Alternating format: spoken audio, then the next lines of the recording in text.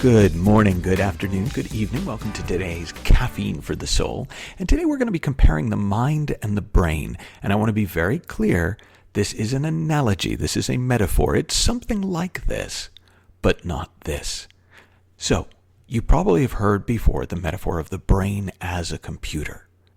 So the thing about computers is they have storage, right? And the old computers would have a couple of megabytes of storage, and now they have gigabytes of storage, like your phone probably has gigabytes of storage, and my computer now has a terabyte of storage, and I don't know how many bytes they can go up to, but computers keep increasing in storage capacity and storage efficiency, and that's how the brain works. It's like the storage facility for a computer, and that's why the idea of garbage in, garbage out with the brain is true, because whatever gets put into it is what can come out of it.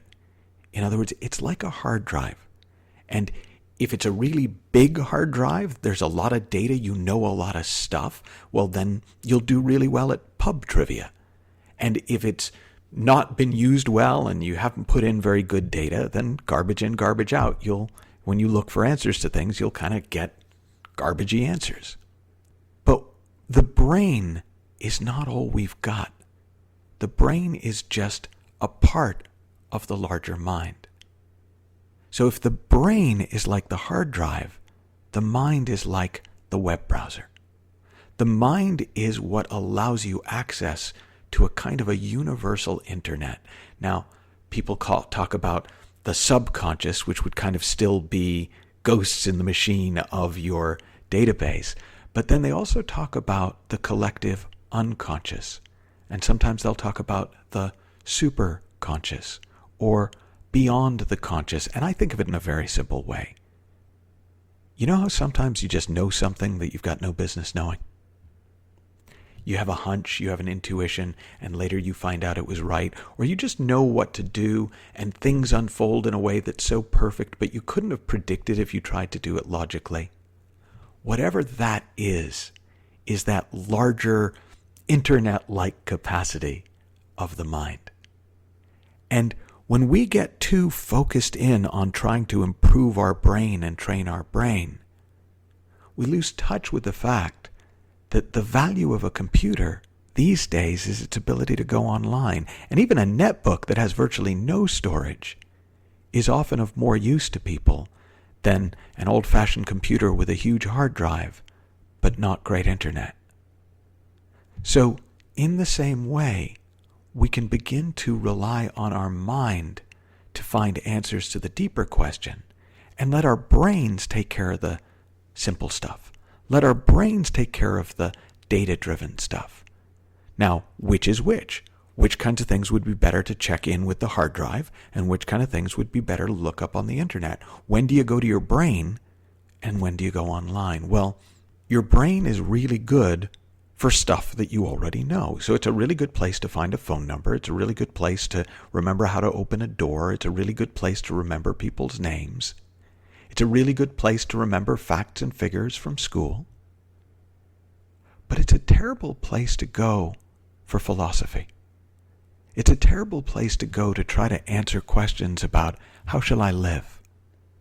It's a terrible place to go to get creative, because all you'll ever get is a rearranging of what's already in there. And so if you want to get more out of your mind, you want to recognize that the brain can be trained, and you can put better and better and better things into your brain. But ultimately, the most useful things that you're going to learn about life, the most useful answers you're going to get to creative questions, the most insightful bits of wisdom that will come to mind will come from mind, not from the brain. They will come from the unknown, the not yet known, not from the already known.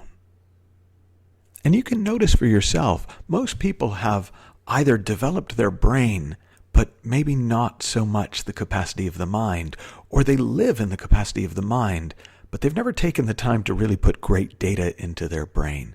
And you're going to get the most out of the system. You're going to get the most out of your mind by being able to both use your brain and your mind, being able to get value from your hard drive and from your capacity to go online. So your experiment for today is a simple one. It's to just begin to notice, when are you going to your brain and when are you letting things be a no-brainer? When are you going into memory and when are you going into the unknown? And I can tell you that as you start to go into the unknown more and more, you'll still use your brain, you'll still use discretion in the same way as if you search something on the internet, you're not going to just grab the first thing that comes up. But you will begin to access a database of knowledge that is so far beyond the known that you'll be amazed at what starts to open up for you to do. Have fun, learn heaps, and I'll talk to you tomorrow.